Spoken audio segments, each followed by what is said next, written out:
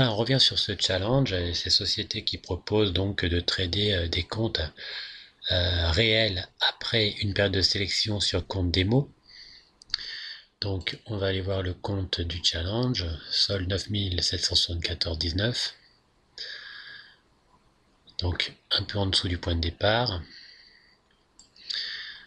On peut en retirer déjà des informations pour avoir vécu la chose. Donc on a commencé le 21 septembre, un mardi. La semaine est passée, puis ensuite une deuxième semaine est passée.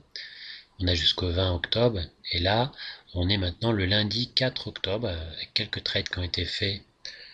Déjà, puisqu'on était là, on a eu deux pertes, et on est remonté aujourd'hui.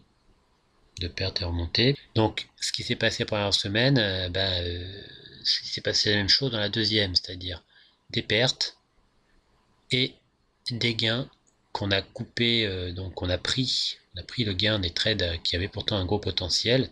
Il faut savoir qu'il y avait à peu près 3 trades qui auraient permis d'atteindre directement l'objectif et de récupérer les pertes au passage. Voilà. Mais impossible, ça a été impossible de faire autrement que de prendre ces gains. Après des pertes, on reprend les gains pour récupérer, revenir au point de départ. On a des pertes, on reprend des gains. Pour le point de départ, on dit quand même aller dans les 10 200. Ensuite, grosse perte successive, 100 euros plus 100 euros plus 100 euros et ainsi de suite. Et ensuite, on récupère pas loin de l'équilibre. On repère. Ce matin, on récupère, pas pu tenir plus longtemps. Et là, maintenant, il y a un trade en cours. Vite fait sur les objectifs. On a déjà tradé pendant 10 jours. Voilà, donc ça c'est validé. Les pertes journalières, il y a une journée où effectivement on a dû arrêter de trader pour éviter d'atteindre les 500 euros de pertes journalières. Ensuite on avait remonté de ces pertes. Ensuite, on n'est pas descendu à 1000 euros de perte, on n'est pas descendu à 9000 euros sur le compte. Et l'objectif, finalement, n'est pas encore atteint, c'est la seule chose à valider pour l'instant, et il faut essayer de ne pas invalider les données de risque. Hein. Donc, le résultat, c'est qu'on est à un solde de 9774,19, mais il faut attendre la fin. Hein. Et actuellement, il y a un trade en cours. Et puis, donc aujourd'hui, c'était le 4. Voilà, il y a eu deux pertes, à peu près 100 euros. Voilà, à chaque fois on essaie d'avoir une perte de 100 euros. Là, ici, il y a eu, je crois que c'est celui-ci, où c'est un trade où on a été splitté. Il y a deux trades où on a été splitté, c'est-à-dire qu'on a perdu plus que prévu parce que le mouvement de la courbe a été très dynamique. Sur un graphique on voit mieux. Voilà, donc effectivement, on est allé à 10 070 ici, le plus haut 10 201. Le plus bas, c'est ce matin à 9 421,21. Donc, quand il commence à faire des pertes, il faut récupérer effectivement. Donc, on a récupéré des gains. Là, donc là, c'est un gain cumulé. Et puis, effectivement, il y a eu des pertes. À chaque fois, on tente de récupérer. Pertes, on tente de récupérer des pertes pour revenir au point de départ ou pas loin. Hein. On voit qu'on vise à chaque fois le retour au point de départ ou pas loin. On repère, on revient au point de départ ou un peu au-dessus, bon ça. Ici on revient pas loin du point de départ, finalement on cumule les pertes, et puis ainsi de suite. Donc voilà, ça permet de voir que la courbe est assez hachée quand même, assez saccadée, mais avec 10% de stop par rapport à 1000 euros, effectivement, puisqu'on n'a pas le droit de descendre à 9000, ça représente 10%, c'est quand même pas toujours évident. Bon, après, on arrive à maîtriser quand même les choses. J'ai quand même réussi à maîtriser les choses pour à chaque fois revenir. Mais le but, c'est pas juste de revenir sur le point de départ. Donc, il va falloir corser un peu les choses. Donc, le dernier gain en date, 3052,98, on le voit dans l'historique. C'était ces deux-là qu'on a associés dans le tableau de bord. Donc, on va aller voir effectivement le tableau de bord. Donc, on voit effectivement là tous les trades. Il y en a eu, donc on a été splitté à un moment donné, c'était ici. Donc splitter, c'est-à-dire qu'au moment où on devait être stoppé pour à peu près 100 euros, mais finalement il y a une bougie tellement dynamique que on a été pris, le stop a été pris plus bas que 100 euros. Et puis il y a eu bon, ça c'était prévu, on l'avait laissé comme ça. Et puis il y a eu un 120 et quelques euros, je crois, 129 euros de perte. Où là on a dépassé effectivement les 100 euros, un peu plus. Mais voilà, il faut faire attention aux données de risque. Ah bah, entre-temps, le trade a évolué. On est toujours à peu près pareil.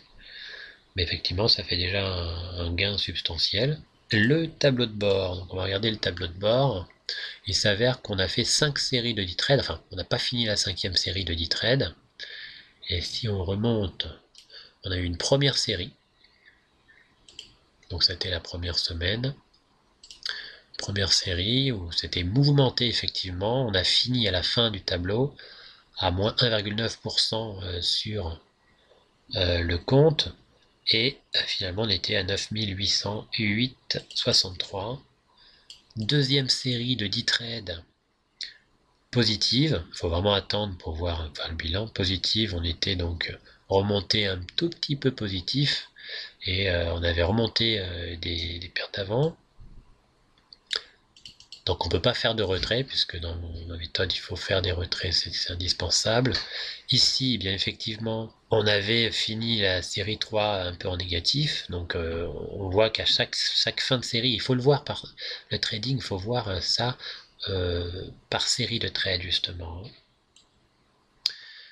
La série 4, où effectivement eh bien, on a aussi fini en négatif, donc on a fini à 1611 à la fin de la série 4, et puis là on en est à la série 5, et on voit qu'on oscille sans arrêt, et que pour l'instant, eh bien, on est en positif sur cette série 5, mais que ce n'est pas terminé. Voilà. Avec ce trade qui est bien parti, effectivement, mais bon, ça n'est qu'un trade parmi des séries de trades, et c'est les séries de trades qui comptent. Donc on a notre tableau de bord qui permet de vérifier aussi la rigueur. Donc si on clique là, on arrive sur le tableau qui est tout à droite, tableau de rigueur, avec des choses à respecter effectivement. Et donc l'important, c'est de respecter sa méthodologie malgré la pression temporelle du FTMO. Et c'est là qu'on retrouve la problématique de la pression temporelle.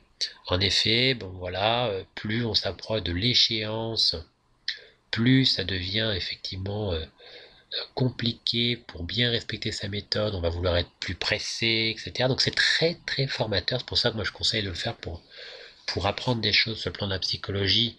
Il y a plein de sociétés qui proposent ces choses-là, ça peut être intéressant de tenter, ça fait un petit défi, un petit challenge, et effectivement ça peut vous permettre d'avoir un petit compte de trading supplémentaire sur lequel, même si vous perdez l'argent après, si vraiment vous réussissez le challenge, déjà on vous rembourse les frais, en tout cas pour cette société-là, le FTMO, mais si ensuite vous avez le compte réel, si vous perdez les 1000 euros autorisés, c'est pas grave, c'est pas votre argent, quelque part.